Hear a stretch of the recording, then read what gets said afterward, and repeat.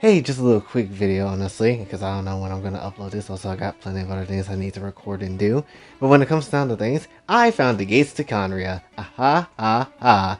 But this brings up a lot of questions, though. During the quest in 3.6, where you can do stuff where the Pari race, and you also have stuff with the gates that you have to pretty much cleanse and whatever, we are introduced to a lot of different information. And I'm not necessarily going to lie.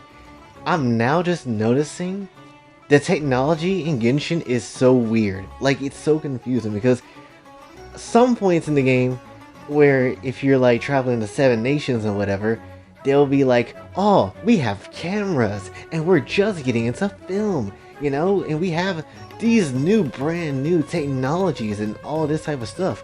But then when you explore the missions, like, and if you really think about it, just overall in the game, you see when anything related to Conria, you got like giant freaking robots that kills people for no reason, or monsters or whatever. Then you also got like monitors and TV screens and all this other high-tech shit. And it's like, why is the technology so inconsistent? There's probably a plot reason. Maybe because a part of what some of the notes said, from what I understand, or at least this is what I think they were talking about with a video I saw, which was that some of the notes has like detailed information about why Conria was destroyed, and apparently it had to do with them, I guess, bringing some of what they had down in Conria underground to the surface world, and that's what caused some things. So maybe that technology is a part of it, and they just didn't really, the gods maybe didn't really see that technology like valuable, or like a way too much for like the surface world and whatever. Because it always does says that, in the loading screen, Savat follows his own set of laws. So maybe some of those laws is that maybe Conrian people could have been alright by themselves, they could have existed by themselves and they would have been fine. But the moment they tried to branch out, that was a giant no-no for some reason. Still, I don't necessarily think that, well, granted, they did have forbidden knowledge down there, and I think they was also like studying that hub, and then that's also what led a lot of nonsense to happen too.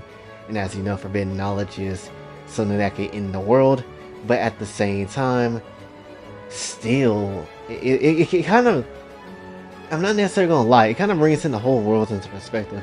Because it's just like, well, who put Conrians there in the first damn place?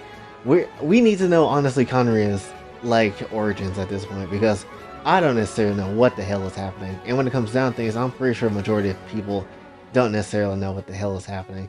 There's just too many freaking mysteries around it when it comes to Conria, and I bet your ass a lot of people aren't not necessarily going to sit down and read all the damn lore and stuff.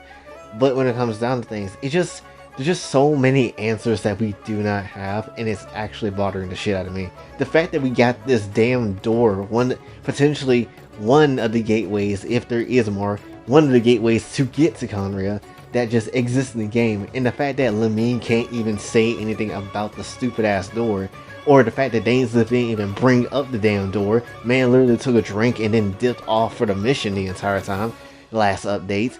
It just pisses me off a little bit, because it's like, Lamine, you're in front of this door. Freaking talk about it, lady. Like, this is something that you need to see and need to interact with and need to get to at some point. You probably won't be able to get in because you haven't visited the 7 nations yet and figure out all their problems. But like, this is something important. You need to see this. You need to interact with this. I hate that so much. I hate when like a game will always be like, yeah, this is like a very important thing to the plot, but then never really like have the character interact with it until it gets to a certain point. And it's like, that's something bad. Go ahead and talk about it, or at least interact so it don't make me feel weird. That's so annoying.